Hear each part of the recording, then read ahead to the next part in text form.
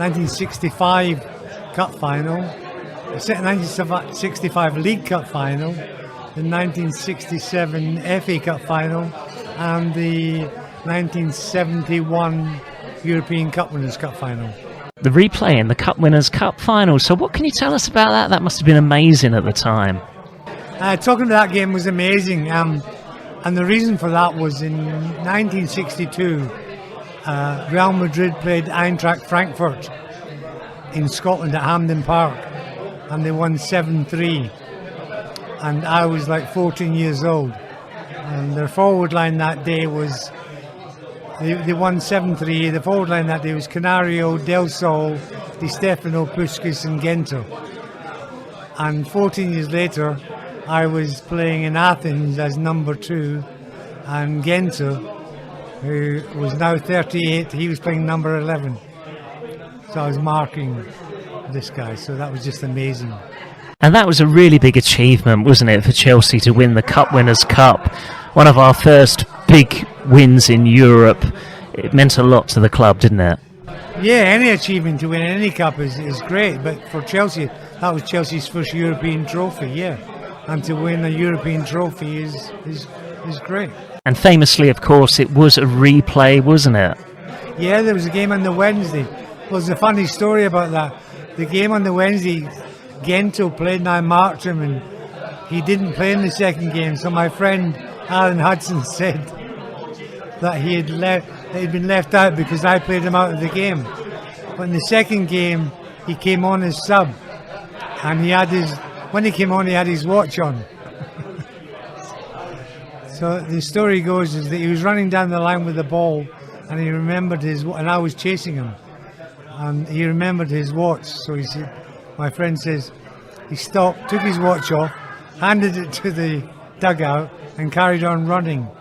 And John Boyle hadn't caught him yet, and he was 38 at the time. But yeah, it was a fantastic final, fantastic to play against them kind of players, and to win for Chelsea was brilliant. Do you remember the celebrations afterwards, or is it a bit hazy? Not immediately afterwards, no, but I remember the celebrations. The next day we arrived at Heathrow Airport, and from Heathrow Airport all the way into Fulham Broadway, there were crowds of people lining the M4, the motorway part, or was then, and we arrived at Fulham Broadway, and there was just an amazing crowd. What was that era like? What was that team like? What are your memories from that time playing for Chelsea? Well, I feel I was the luckiest person in the world to have been at Chelsea those 10 years. Relegation was never mentioned. I stayed there from 62 to 73. They got relegated in 75, so all my time at Chelsea was just in the first division. Who do you think was the best player that you played with at Chelsea Football Club? My best player was Peter Osgood. He was my best friend from 17 until he died. Rest in peace. We were the greatest of friends. He was the best man at my wedding. And yes. Great era, wasn't it, when you played football for Chelsea? A real golden era of football. Oh, I was really lucky to have played in the time that I played in.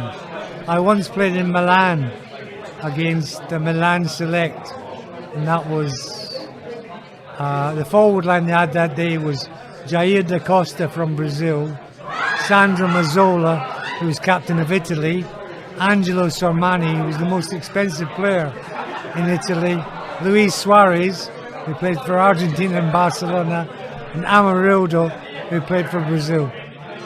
So, and I played against Johan Cruyff when he was 18.